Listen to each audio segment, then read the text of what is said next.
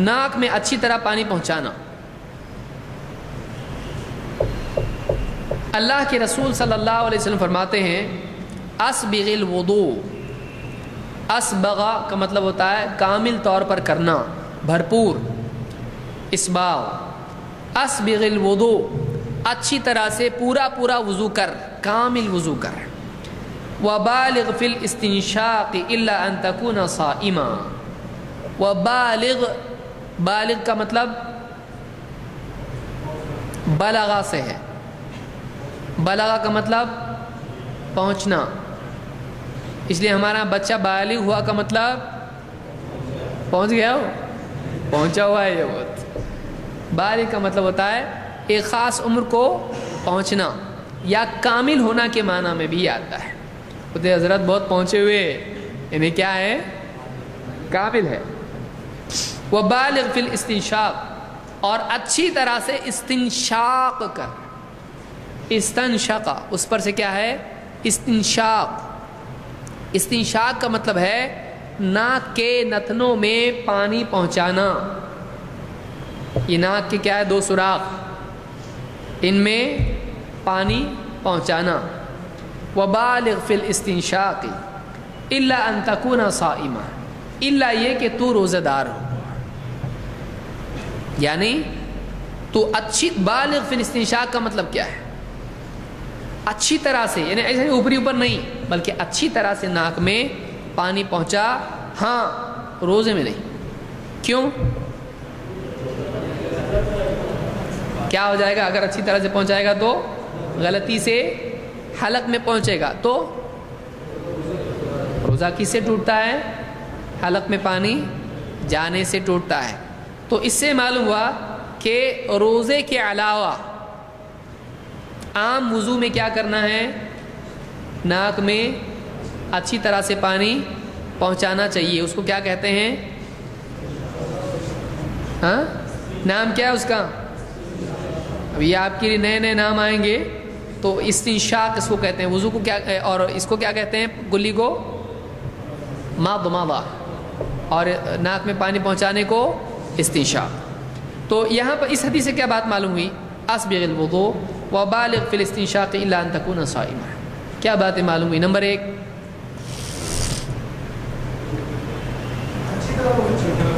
اچھی طرح سے وضو کرنا چاہیے. یعنی اچھی طرح سے وضو میں کیا آئے گا؟ بالغ فی الوضوء، اسبغ الوضوء. ہاں، وہ بعد میں آیا، لیکن اس سے پہلے کیا ذکر ہوا ہے؟ پورے وضو کے بارے میں کیا ہو رہا ہے؟ کامل وضو کرو. تو کامل وضو کیسا کریں گے آپ؟ ہاں، جلد تک، یعنی جن اعضاء کا دھونا ضروری ہے ان میں کہیں بھی کچھ سوکھا نہیں رہنا چاہیے. اور اس میں یہ بھی آئے گا کہ اس کو یعنی اچھی طرح سے دھویا جائے. اس کو دلک جیسے آگے آئے گا، ملنا. اس کو خالی پانی ڈال رہا ہے ایسا چلے گا نہیں، اچھی طرح سے وضو کرنا، اس کو دھونا اس طرح سے. یہ اس باغ میں آئے گا. اور اونچا یہاں پورا طور سے دھونا، جہاں جہاں دھونا ضروری ہے، کوئی کمی اس میں رہے نہیں. اور دوسری بات کیا معلوم ہے اس میں؟ ناک میں پانی پہنچانا کیا ہے؟ واجب ہے، کیونکہ حکم ہے یہاں پر. اور کچھ معلوم ہے اس سے؟ روزے کی حالت میں ناک میں پانی ڈالنا چاہیے نہیں نا؟ ہاں، روزے میں پانی نہیں ڈالیں گے ناک میں. یہاں منع کیا ہے؟ جو حکم تھا اس سے استثناء ہوگا. حکم ناک میں پانی ڈالنے کا تھا کہ نہیں؟ ہاں نا؟ اچھی طرح سے، یعنی اچھی طرح سے. تو اس میں استثناء کس چیز سے ہوگا؟ پانی ڈالنے سے ناک میں نہیں، تھوڑا ہلکا کر، مطلب ناک میں پانی ڈال، لیکن زیادہ ایک دم اوپر تک نہیں کہ ناک میں سے سیدھا حلق میں پہنچ گیا ہو. تو ایسا مت کر. تو ایک یہ جو ہے زیادہ، یعنی احتیاط اس میں کیا جائے، زیادہ اوپر تک نہیں. تو عام حالات میں ایسا، اور وضو میں ایسا. اور کچھ معلوم ہوا اس سے؟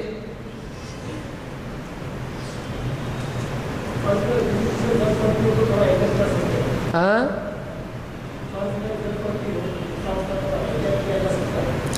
اگر کسی چیز سے فرض پر زد پڑتی ہو تو احتیاط کرنا چاہیے.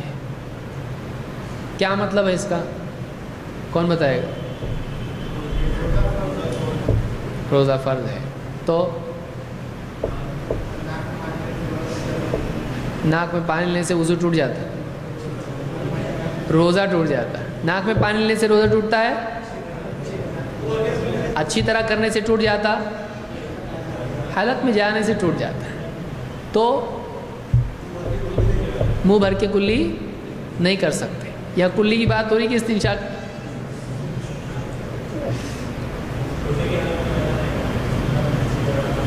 منہ بھر کے کلی ممکن ہے؟ گھومنے کے لیے جگہ رہے گی کیا؟ پانی تھوڑا ہوگا تو بھی تو کلی کر سکتا ہے نا. فل بھر دیا منہ ایک دم تو کلی کر سکتا ہے کیا؟ ہاں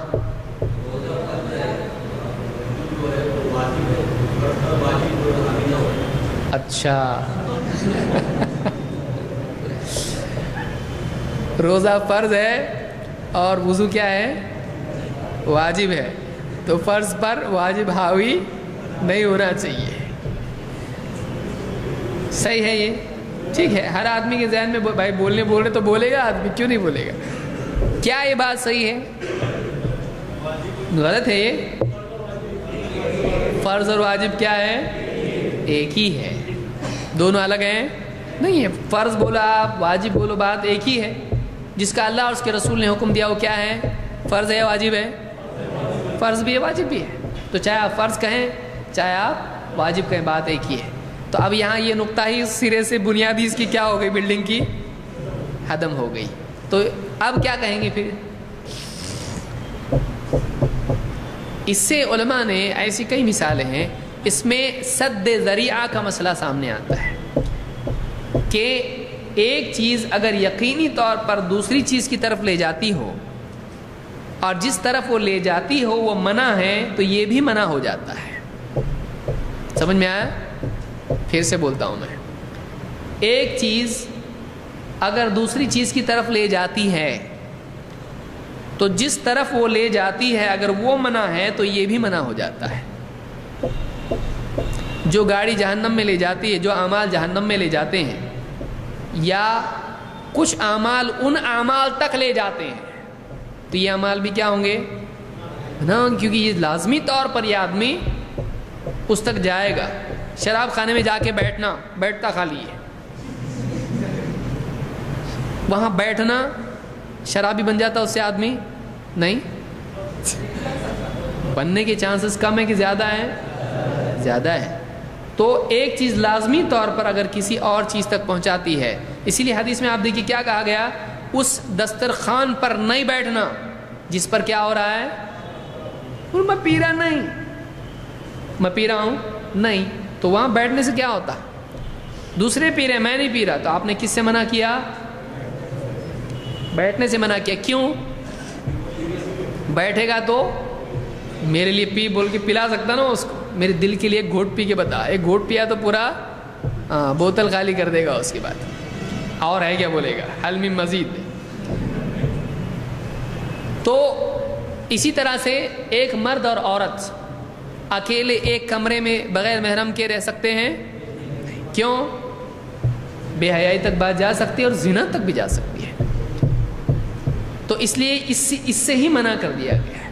تو کہتے ہیں کہ کوئی ایسی چیز ہے جو کسی اور چیز تک، حرام تک لے جاتی ہے تو سد ذریعہ کے طور پر شریعت میں اسی سے منع کر دیا گیا. جیسے قرآن میں اللہ نے آدم علیہ السلام سے کیا کہا تھا؟ وَلَا تَقْرَبَا هَٰذِهِ الشَّجَرَةَ فَتَكُونَ مِنَ الظَّالِمِينَ. اس پیڑ کے قریب مت جانا ورنہ تم ظالموں میں سے ہو جاؤ گے. اللہ نے منع کیا کیا تھا؟ پھل کھانا منع کیا تھا، پیڑ کے قریب جانا. لیکن ہوا کیا؟ پرابلم ہوا کس وجہ سے پیڑ کے قریب جانے سے؟ فَأَكَلَا مِنْهَا فَبَدَتْ لَهُمَا. ہے نا، اللہ نے کیا فرمایا کہ جب انہوں نے اس میں سے کھایا تو ان کی جسم سے لباس اتر گئے.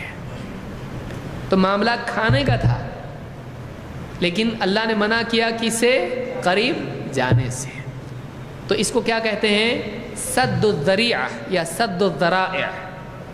سد کا مطلب ہوتا ہے روکنا، سد باب، باب بند وہ الگ ہے، سد ذریعہ کہ کسی چیز سے کوئی ذریعہ ہو کسی گناہ کا، برائی کا، اور یقینی طور پر وہ اس تک لے جاتا ہو تو اس سے ہی بچنا چاہیے تاکہ وہاں پر آدمی گناہ میں مبتلا نہ ہو۔ تو یہاں پر کیا کہا گیا کہ اچھی طرح سے ناک میں پانی پہنچاؤ، ہاں مگر روزے میں نہیں۔ کیوں؟